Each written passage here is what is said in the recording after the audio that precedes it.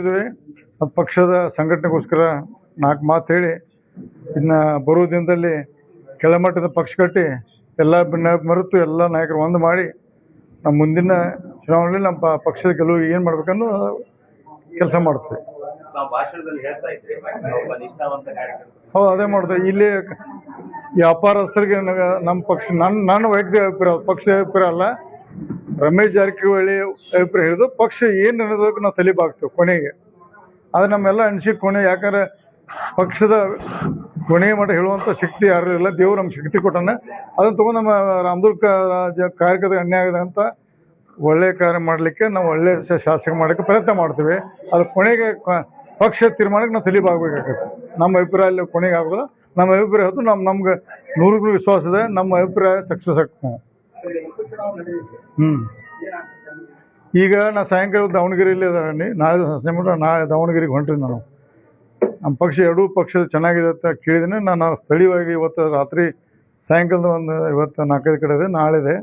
ಆಮೇಲೆ ನಾಳೆ ಸಂಜೆಗೆ ಅಲ್ಲಿಂದ ಬಾಗಲಕೋಟೆ ಬರ್ತೀನಿ. ಎರಡೂ ಮಗು ನಮ್ಮ ಪಕ್ಷದ ಗೆಲುವು ಏನು ಮಾಡ್ಬೇಕು ನಾವು ಮಾಡ್ತೀವಿ.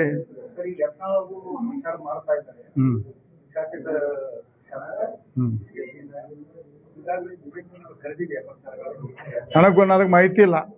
ವೈಯಕ್ತಿಕ ಬಸವಣ್ಣ ಪಾಟೀಲ್ ಯತ್ನಾಳ್ ಅಂತ ನಮಗೆ ಇಬ್ಬರು ಗೆಳೆಯರು ದಿನನಿತ್ಯ ಬೆಂಗಳೂರು ಕೂಡಿರ್ತೀವಿ. ಬಟ್ ಇದು ನಂಗೆ ಮಾಹಿತಿ ಇಲ್ಲ. ಪಕ್ಷದ ಬುಲಾವತ್ತು ಅವ್ರು ಬಹುಶಃ ನಾನು ತಿಳಿದ ಮಟ್ಟಿಗೆ ಸ್ವಾಮೀಜಿ ಅವರು ನಮ್ಮ ಕ್ಯಾಂಡಿಡೇಟು ಅವರು ಮೊದಲಿನ ಆತ್ಮೀಯರು ಅವರು, ಆಗೋಸ್ಕರ ಹೋಗಿರ್ಬೋದು ನನ್ನ ಅಭಿಪ್ರಾಯ. ಬಟ್ ನಾ ಪಕ್ಷದ ಶಾಸಕರು ಪಕ್ಷದ ತೀರ್ಮಾನಕ್ಕೆ ನಾವು ಏನು ಹೇಳ್ತಾ ಅದು ಕೇಳಬೇಕಾದ್ರೆ ದಾವಣಗೆರೆ ಮತ್ತು ಬಾಗಲಕೋಟೆ ಕೊನೆ 2-3 ಮಾಡ್ಬೇಕಾದ್ರೆ ನಾನು ಮಾಡಕ್ಕೆ ಹೊರಟಿದ್ದೀನಿ. ಇವತ್ತು ಪಕ್ಷ ಆದೇಶ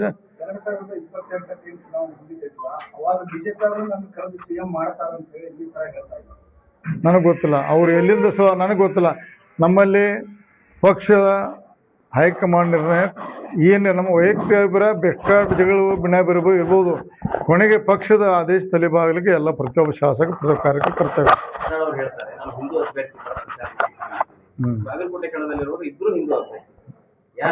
ಅದನ್ನು ಬಹುಶಃ ಅವ್ರನ್ನ ಕೇಳಿ ಒಳ್ಳೇದು.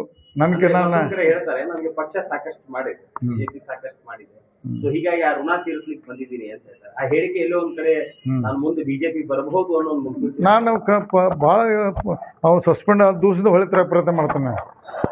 ನಾ ತರಲಿಕ್ಕೆ ಸಸ್ಪೆಂಡ್ ಆದ ನೆಕ್ಸ್ಟ್ ಡೇದಿಂದ ನಾವು ಒಳ್ಳೆ ಪಾರ್ಟಿ ತರಕ್ಕೆ ಪ್ರಯತ್ನ ಮಾಡ್ತೇನೆ. ಬಂದ್ರೆ ಸ್ವಾಗತ, ಪಕ್ಷದವರು ಒಳ್ಳೆ ಸೇರಿಸ್ಕೊಂಡ್ರೆ ಪಕ್ಷ ಒಳ್ಳೇದಾಗುತ್ತೆ ಬರ್ಬೇಕಂತ ನಂದು ವೈಯಕ್ತಿಕ ಅಭಿಪ್ರಾಯ ಇದೆ. ಪಕ್ಷ ತೀರ್ಮಾನ ಬಗ್ಗೆ ನೋಡೋಣ.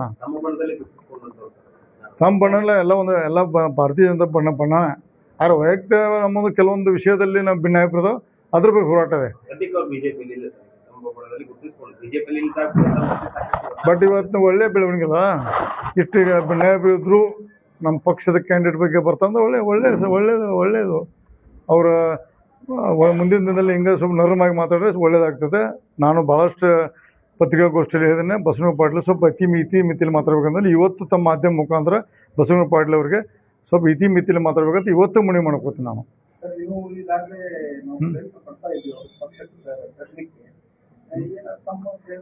ನಡೆದೆ ವಿಫಲ ಆಗಿಲ್ಲ, ನಡೆದೈತೆ. ಅದಕ್ಕೆ ಇನ್ನೂ ಸಮಯ ಇದೆ. ಸ್ವಲ್ಪ ಅವರು ಸ್ವಲ್ಪ ವೈಯಕ್ತಿಕ ಅವರ ಹಿಂದೂ ಸಂಘಟನೆ ಮಾಡ್ತಾರೆ, ಮಾಡಲಿ. ಅದು ನಾವು ಹಿಂದೂ ಸಂಘಟನೆ ನಮ್ಮ ಪಕ್ಷದ ಧೋರಣೆ ಅದು ಐತೆ. ನಮ್ಮ ಭಾರತೀಯ ಜನತಾ ಪಕ್ಷ ಹಿಂದೂ ಮೇಲೆ ನಾವು ಧೋರಣೆ, ಅವ್ರ ಸಂಘಟನೆ ಅವರು ಅನಂತಕುಮಾರ್ ಹೆಗಡೆ ಇರ್ಬೋದು, ಯಾರು ಮಾಡೋದು ನಮ್ಮ ಪಕ್ಷದ ಒಳ್ಳೇದಾಗ್ತದೆ, ಮಾಡಲಿ. ನೋಡಿ ಈಗ ನಾವು ಇನ್ನು ಮಟ್ಟ ಹೋಗಿ ಇವತ್ತು ಹೊಂಟಿದ್ವಿ ನಾವು ದಾವಣಗೆರೆಗೆ. ಅಲ್ಲಿ ನಿಮ್ಮ ಮಾಧ್ಯಮದಲ್ಲಿ ಅಲ್ಲಿ ಟಫ್ ಫೈಟ್ ಇದಾವೆ, ಎರಡು ಚೆನ್ನಾಗಿದ್ದಾವೆ. ಎರಡು ಬಂದು ನಮ್ಮ ಪಕ್ಷ ಬರ್ತದೆ, ನಮ್ಮ ಆಶಾಭಾವನೆಯಲ್ಲಿ ಇದ್ದೇವೆ. ನೋಡೋಣ. ಅದೇ ನಮ್ಮ ಪಕ್ಷ ಈ ನಾಳೆ ಹೋಗ್ತಾನೆ, ಇವತ್ತು ದಾವಣಗೆರೆ ಹೋಗ್ತಾನೆ, ಇವತ್ತು ನಾಳೆ ಸಾಯಂಕಾಲ ಮಠ. ನಾಳೆ ಸಾಯಂಕಾಲ ಬಂದು ದಾವಣಗೆರೆ ಬಾಗಲಕೋಟೆ 2 ನಾಳೆ 2 ಮುಗಿಸ್ತೇನೆ.